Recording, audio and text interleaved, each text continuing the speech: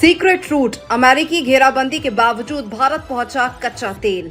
Iran के झुकने से इनकार के बाद अमेरिका ने हॉर्मुज स्ट्रेट को नियंत्रित करने की कोशिश की, लेकिन अब तक के हालात ने दुनिया के सबसे व्यस्त समुद्री मार्गों में नौसैनिक ताकत की सीमाएं उजागर कर दी हैं। अमेरिकी नौसेना की तैनाती के बावजूद कई टैंकर इस नाकेबंदी को पार करने में सफल रहे। मीडिया रिपोर्ट्स के मुताबिक दर्जनों टैंकर इस क्षेत्र से निकलने में सफल रहे। एक ऐसा रास्ता भी बताया जा रहा है जिससे जहाज सीधे ईरान से खार्ग द्वीप से मुंबई तक पहुंच सकते हैं। भाजपा विधायक बोले, विपक्ष ने मारा है महिलाओं का हक। भाजपा विधायक हरीश खुराना ने कहा, विपक्ष के लोगों ने महिलाओं का हक मारा है। प्रधानमंत्री मोदी की मंशा थी कि 850 सीटें करने के बाद 2029 में महिलाओं को उनका हक दिया जाएगा। विपक्ष द्वारा उस हक को रोका गया है। दिल्ली और देश की जनता इसे बर्दाश्त नहीं कर रही है। इसी के लिए आज सेशन बुलाया गया है। निंदा प्रस्ताव पेश होगा और फिर पास होगा। भाजपा सभी महिलाओं को हक दिलाने का काम करेगी। जिस प्रकार का कृत्य इन विपक्षी लोगों ने किया, महिलाओं का हक मारा, पूरा विपक्ष गैंग अप होके, जो मोदी जी की मंशा थी कि 850 सीटें करके हम लोग 2029 के अंदर उनको हक दिया जाएगा, उस हक को रोका है। दिल्ली की जनता और देश की जनता बर्दाश्त नहीं कर रही है, स्पेशली मेरी महिलाएं। उसी के विरोध में आज सेशन बुलाया गया है। निंदा प्रस्ताव पेश होगा और पास होगा और पूरी महिलाओं को हक दिलाने का काम भारतीय जनता पार्टी करेगी, ये तय है।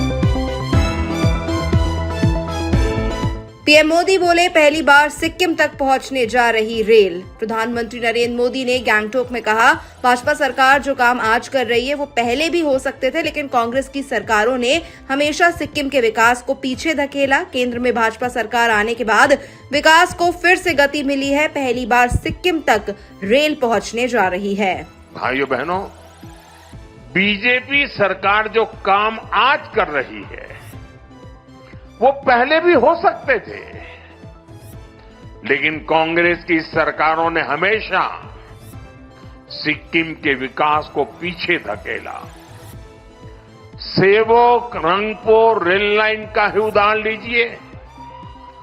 इस प्रोजेक्ट को 2008-9 में मंजूरी मिली थी, लेकिन जमीन पर काम नहीं हुआ, कागज पे लटका रहा, परियोजना फाइलों में ही पड़ी रही। केंद्र में बीजेपी सरकार आने के बाद विकास को फिर से गति मिली है। पहली बार सिक्किम तक रेल पहुंचने जा रही है। साथियों, पर्यटन को बढ़ावा देने के लिए हमें नए आइडियाज की भी जरूरत होती है। आज हम इसी सोच के साथ काम कर रहे हैं।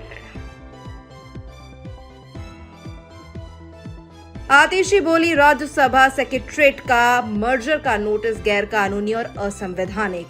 राज्यसभा सांसद राघव चड्ढा और अन्य सांसदों के आप छोड़कर भाजपा में शामिल होने पर दिल्ली की पूर्व मुख्यमंत्री और आप नेता आतिशी ने कहा, कल राज्यसभा सेक्रेटरीट का मर्जर का नोटिफिकेशन गैर कानूनी और असंवैधानिक था। सुप्रीम कोर्ट की संविधान पीठ ने साफ ऑर्डर दिए हैं और ये संविधान में साफ लिखा है, और आप सांसद संजय सिंह ने भी राज्यसभा सेक्रेटरीट को इस बारे में बताया था। कल राज्यसभा के सचिवालय ने मर्जर की घोषणा करी है।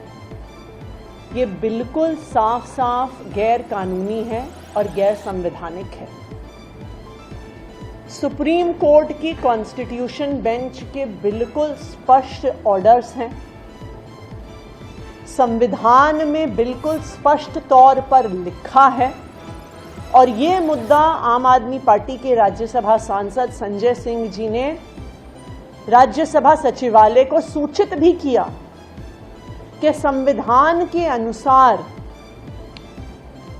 जब ओरिजिनल पॉलिटिकल पार्टी मर्ज करती है, उस मर्जर के लिए 2/3 लेजिस्लेटिव पार्टी की भी आवश्यकता होती है।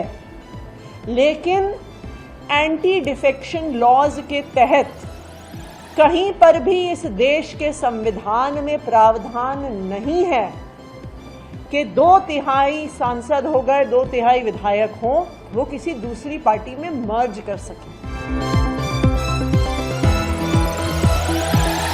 रक्षा मंत्री राजनाथ सिंह ने विक्ट्री स्क्वायर पर पुष्प चक्र अर्पित किया।